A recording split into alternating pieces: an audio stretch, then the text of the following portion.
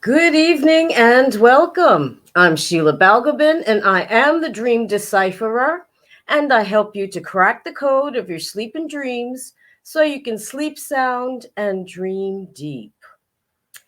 Well, this is a doozy of a dream, I have to admit. It kept me fascinated. But we'll just have to see what's going on. It's a dream that has three sections to it, or three parts to it. And as always, he'll go through the whole dream and then dissect the sections and see what we come up with. So the dreamer reports that in the first part of the dream that their um, dreamer and his family are living on the street in New York. They're homeless apparently, with only one large mattress and some shopping bags with everything they own in them. And they tie the during the day they tie the mattress to a park railing in and hope that it doesn't get removed or stolen or what have you. And that's the end of the first part. The next part of the dream, the dreamer reports that they're in the office at a new job that they've started. In the Most of the people at this office are wearing gray suits with brown shoes. Interesting combination. And with about three of the people in this office wearing blue suits with black shoes. The boss of this office, a character that the just dreamer describes as being somewhat like Rupert Murdoch, asked the dreamer how they had been getting along with chasing up some leads that they had been given. The dreamer replies that, yeah, fine, okay, but actually hadn't done anything. And then, when asked if he had been in contact with various lawyers or agents or PR teams, again, the dreamer says, yes, I have, I've done it, but had not. And the boss seems to be very surprised that the dreamer hadn't had any success or any luck with any of these tasks given to him. So the boss then says that it will call on some yellow jackets, which was a task force that was telephone based, to give the dreamer some assistance.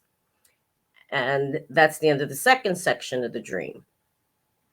The last part of the dream, the dreamer is talking to um, one of, his oldest brother, who asks how he's doing and what's going on. And everything was running along fine in the conversation until the dreamer mentioned that he was disappointed that none of his nephews, i.e., his brother's sons, had turned up at his 50th birthday party.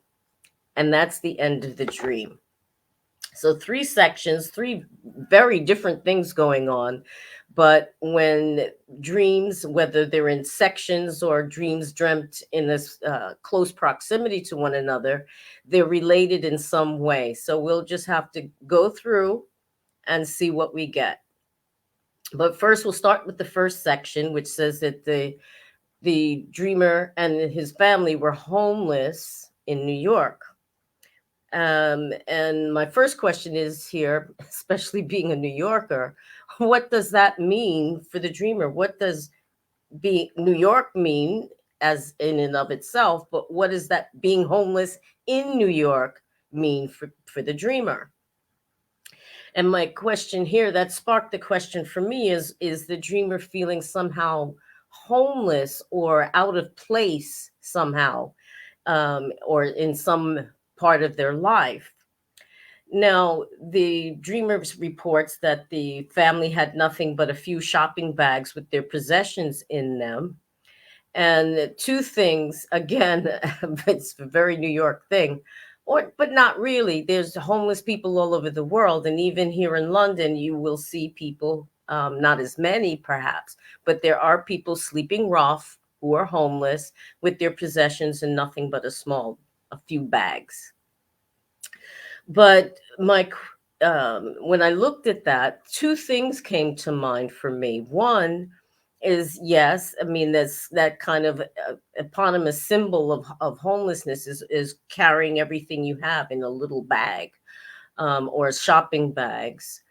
It also reminds me of that cliche image of somebody who's like a going on an adventure with nothing but a little bag with some things in it on a stick, the fool's journey. um, but there's another meaning which has a slightly more sinister connotation to it, is that of a bag man. Now, the bag man, if you've been ever watched The Sopranos or anything like that, the bag man is the guy who runs drugs or launders money, um, but doing something illegal for the organization, the mafia, or some such criminal organization. In that same theme, the mattress is also a term that turns up in this context, because when the bagmen or the enforcers are going to the mattress, it literally means that they are gearing up for turf war of some kind, or shootout, or somebody's going to end up sleeping with the fishes, as they say. So that there's this implication of this going to the mattress literally is where guys are holed up in a room somewhere, arming themselves and getting ready to carry out some kind of hit or war. Now, moving away a little bit from those kind of organizational in activities, there the family is parking it themselves, or literally parked, um, as they're sleeping rough out in the open air. And I my question here for the dreamer is there some area of their life where that feels like they're rough, or out in the cold, or outside, in the open air, exposed to others in some way, feeling that they're without protection, without a roof over their heads, without, you know, I mean, not literally perhaps, but certainly in a more metaphorical sense, feeling that they just have no protection and no place to call home. Um, then we jump from that section of the dream to this office where there's a new job. So you go from having a situation that where there's no kind of stability to one where stability of sorts is implied in that the person has a job. Now, interestingly enough, this part of the dream is full of colors, various colors, and I'll come back to that point a little bit later. But what the dreamer's very careful or particular about noticing what people are wearing, what colors they're wearing. And color, or the lack of it, can is significant in our dreams. But like I said, I'll come back to that point. Now, the first set of colors that are mentioned are these gray suits. Most of the people are wearing gray suits with brown shoes, which is just an odd combination to be sure. But what do these colors signify for the dreamer? What does gray and brown signify for the dreamer? Then you have the blue suits and the black shoes. And what came to my mind immediately was black and blue, like bruises that people get. They're black and blue. Um, my questions, I have a couple of questions here. Is one is whether this blue was a dark blue or a light blue, and the darker blue, or like a navy blue, or is not only is it's a darker color, but it implies energetically at nighttime, or something that's in the dark, versus a lighter blue, which is reminiscent of more the sky, daylight, things happening out in the open, or out in a visible way, like blue sky thinking, so that there's a more openness, in implied by the color.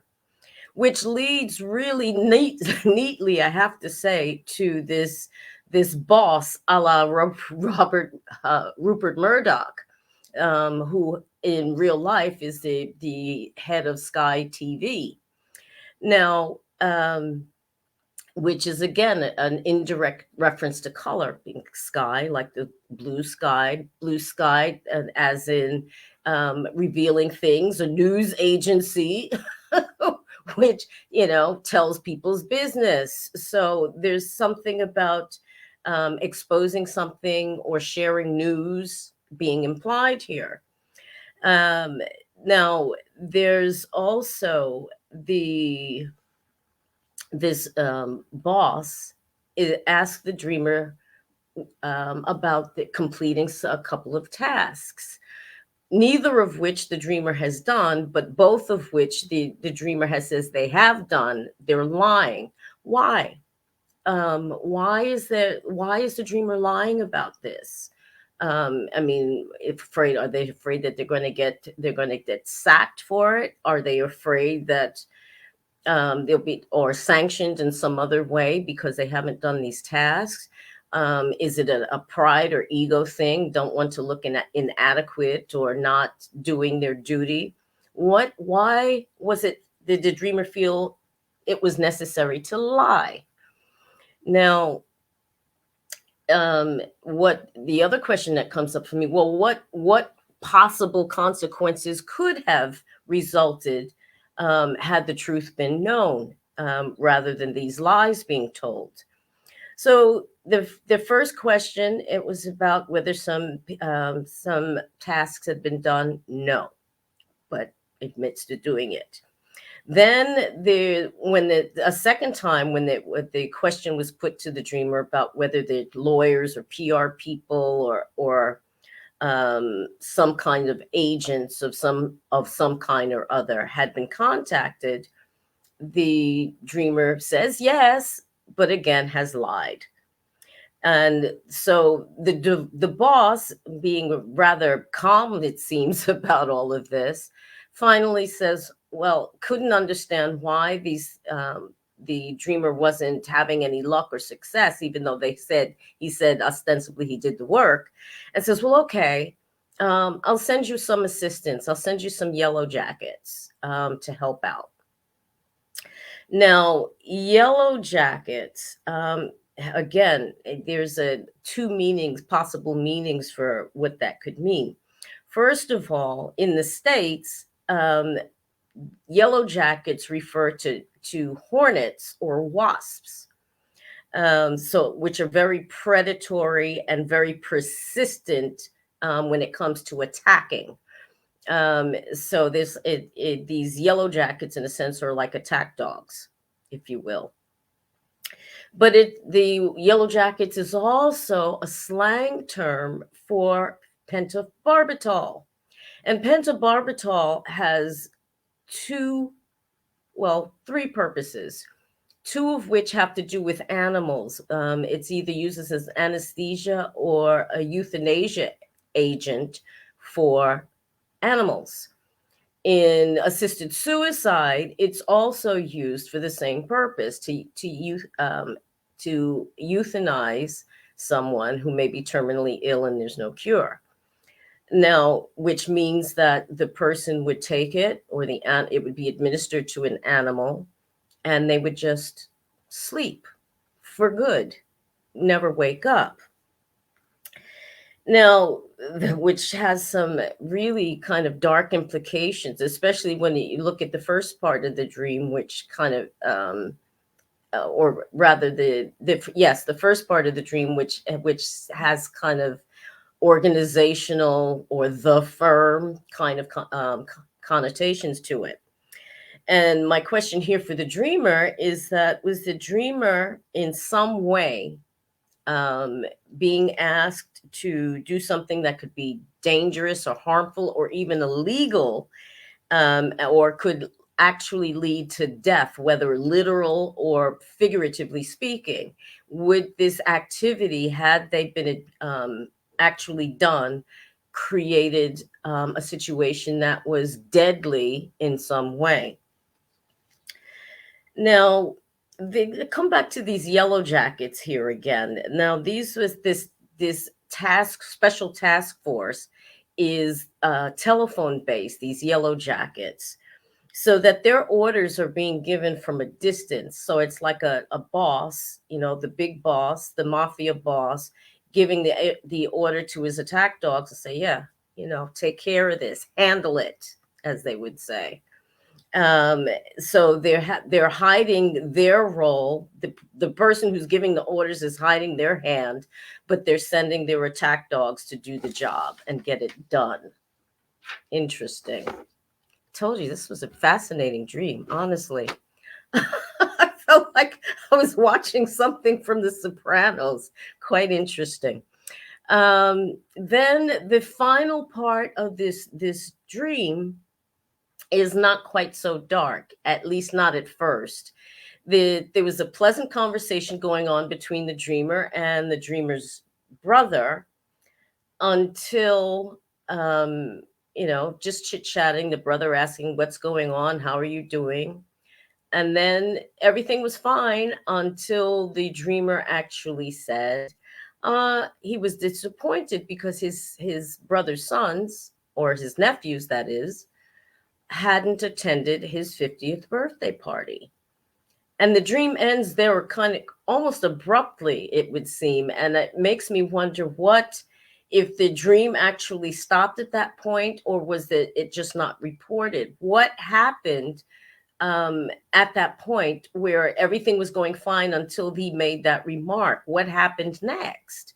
There's an implication that there was some kind of discussion or argument or something that happened as a result of making this remark. But what was the reaction? What actually happened?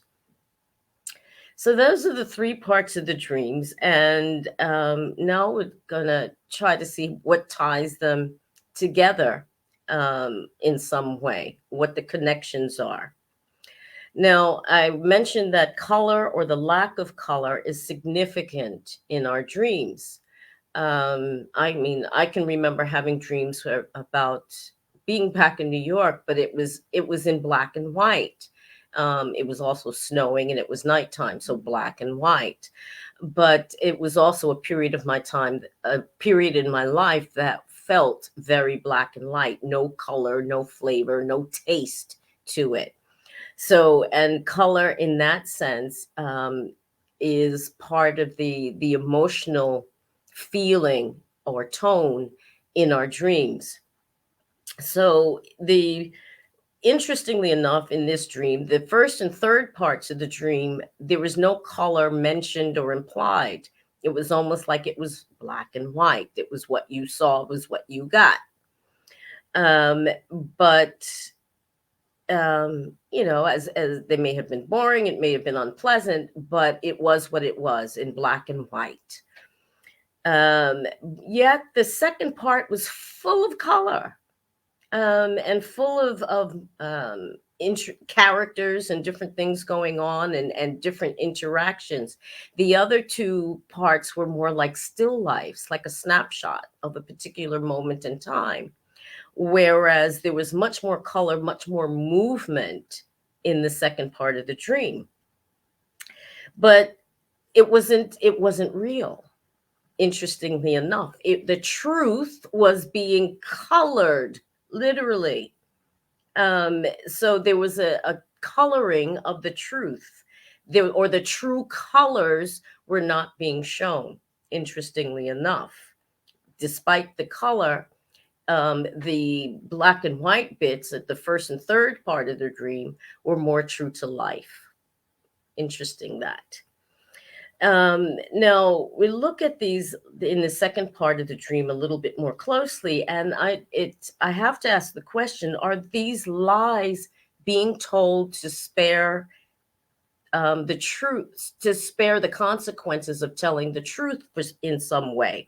And what are these possible consequences that may occur as a result of the truth being told?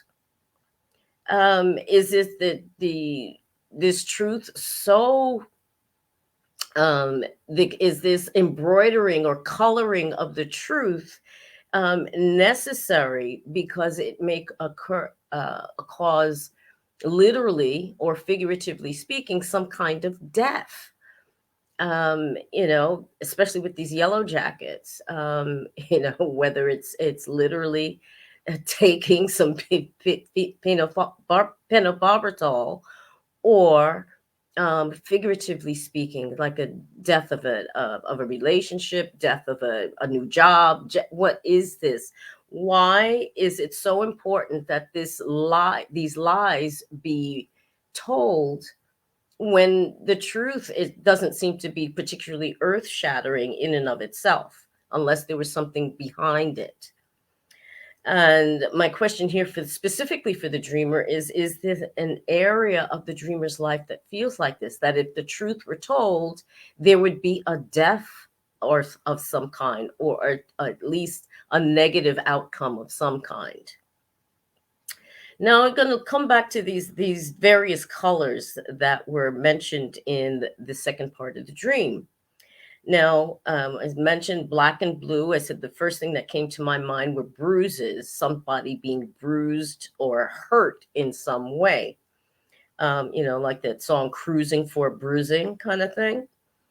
But it also reminded me, particularly because of the New York connection, of the police, specifically because they wear navy blue with black shoes. So blue uniform, black shoes, which makes me tend to think that these three people who were dressed in this black and blue may have been connected with the forces of the law in some form or other, maybe the police, maybe something else, but certainly connected with the law in some way. Then you have the gray and brown, which is like the weirdest combination of colors. I mean, it don't exactly go together, though gray is a neutral color. But what it reminded me of is prison garb. You think of, I mean, the traditional cliche, with the black and white striped outfits, pajama like outfits that prisoners wear. But in these days, they dress in normal street clothes. But in some places, they still may actually have, like a particular uniform that they are required to wear. But for some reason, it just, the colors gray and very drab, very very lifeless colors, or more neutral colors, just for some reason evoked prison garb for me. And it almost as it appears as if there's some kind of illegal activity, or that is being investigated here, and being brought to light, i.e., the news, Rupert Murdoch person, so that it's coming to light, that it's being brought into daylight, Sky, like Sky TV, and there's the boss in this, who's given this persona of a Rupert Murdoch, the head of Sky TV, strikes me as being an investigator or a detective or maybe even a DA, someone gathering evidence and asking questions. Again, you have the blue and the black, the police, the gray and the brown of the prisoners, and then you have the yellow jackets. The yellow jackets who seem to be like the hired guns to get the job done. They may be investigators, they may be enforcers, depending on which side of the law you happen to be on. But nevertheless, these are the drones, because there's like wasps or hornets. They're the drones that go out and do the attacking, do the work, if you will. Then like I said, we had the mattress, which has the implications of criminal activity, particularly related to the mafia. You have the bags, whether they represent, on the one hand, somebody losing their home and losing their stability, or in the other hand, somebody moving drugs or laundering money or something, doing something illegal. But these are activities that actually, even though they're going on during the day, they may very well be going on during the day. They're being done in an undercover way. In other words, it's hiding in plain sight, if you will. Shaking down laundromats and different things for money, and then sending that money someplace to get washed so it's nice and clean, and then it ends up in somebody's bank account.